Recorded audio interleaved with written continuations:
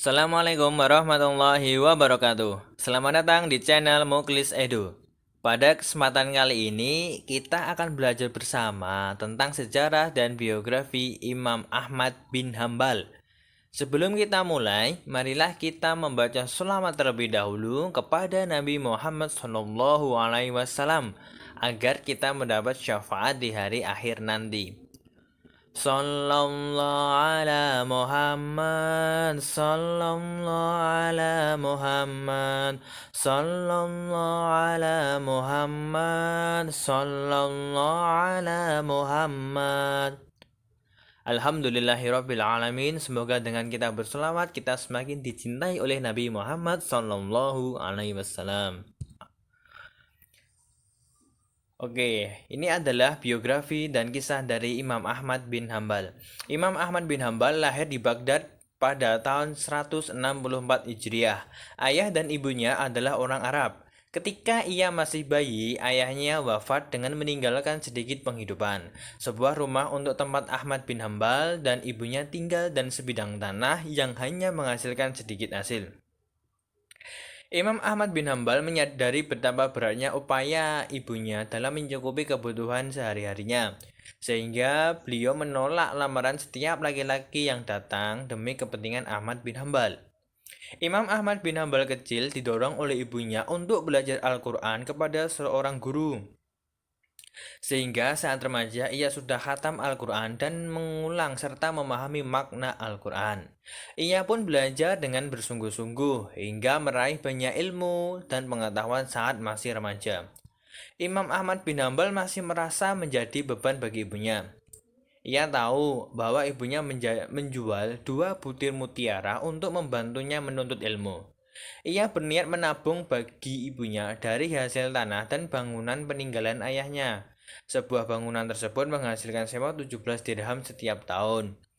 Tetapi hasil kerjanya tidak dapat mencukupi kebutuhan sehari-hari, bahkan hingga ia mencari pinjaman ke temannya. Kesulitan hidup menuntunnya menjadi orang yang sabar dan tabah serta mampu merumuskan kaidah-kaidah pokok hukum fikih dan berijtihad terkait masalah-masalah baru yang ia temui. Imam Ahmad bin Hambal kemudian merantau menuntut ilmu. Ia mengalami banyak kesulitan, sebagian besar perjalanannya ditempuh dengan berjalan kaki karena kehabisan uang untuk menyewa angkutan. Dalam perjalanan yang melelahkan, ia tidak jarang bekerja sebagai tukang panggul. Itu terpaksa dilakukan karena kebutuhan hidupnya. Bahkan terkadang ia bekerja sebagai pembuat naskah. Imam Ahmad bin Hambal menuntut ilmu sejak berusia kecil hingga remaja. Selama 7 tahun, ia belajar hadis kepada gurunya di Baghdad. Ia kemudian menempuh perjalanan untuk mencari hadis dalam usia 22 tahun. Ia pergi mencari hadis ke Basrah dan tinggal setahun. Setelah itu, ia pergi ke Hijaz dan di sana beliau bertemu dengan Imam Asy-Syafi'i yang baru mengajar halaqah di Masjidil Haram. Imam Ahmad bin Hambal lalu pulang ke Baghdad dan balik lagi ke Hijaz. Di sana ia mendengar hadis dari Imam Malik, Imam Al-Lais dan guru-guru lainnya yang mengajar di halaqah Masjidil Haram. Ia lalu pergi ke zaman belajar kepada guru besar Abdul Razak bin Himam. Kemudian beliau melanjutkan perjalanannya mencari ilmu ke Khurasan, Persia, Tarsus, dan setiap tempat yang ia dengan mempunyai periwayatan hadis. Imam Ahmad bin Hambal pertama kali belajar hadis kepada Abu Yusuf, yaitu murid dari Imam Abu Hanifah. Kemudian beliau melanjutkan belajar hadis kepada Abdullah ibnu Mubarak, ahli fikih yang berpengetahuan luas. Dalam upayanya mencari hadis sahih, Imam Ahmad bin Hambal mengalami banyak rintangan.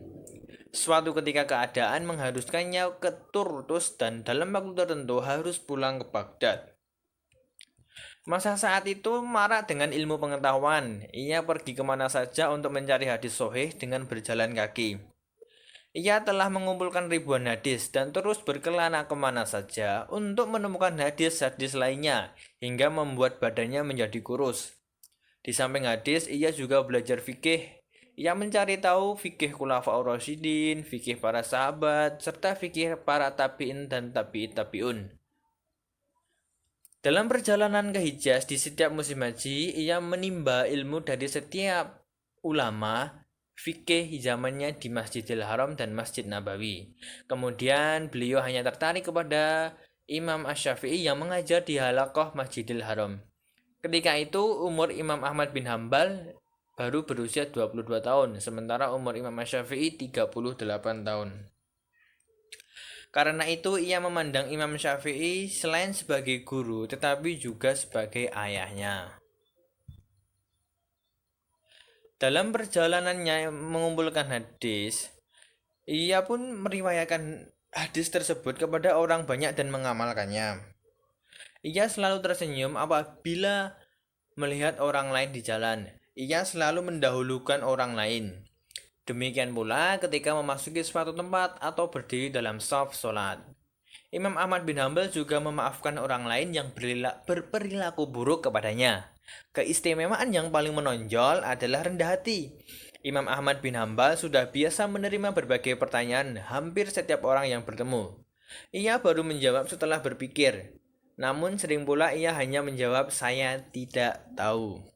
Sekarang Imam Ahmad bin Hambal telah menjadi pemuda yang berusia 30 tahun.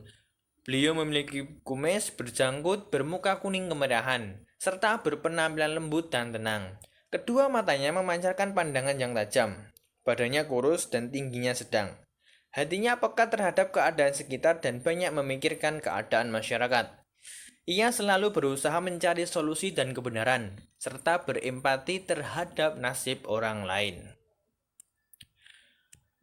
Sebagian orang menghimbau agar Imam Ahmad bin Hambal menyelenggarakan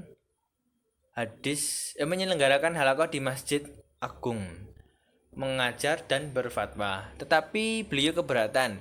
Ia berpendapat kalau ia tidak pantas mengeluarkan fatwa sebelum mencapai usia 40 tahun, yakni seumuran dengan Rasulullah Shallallahu Alaihi Wasallam ketika beliau diutus menjadi nabi dan rasul. Ia juga merasa tidak patut mengeluarkan fatwa selagi guru-gurunya masih hidup.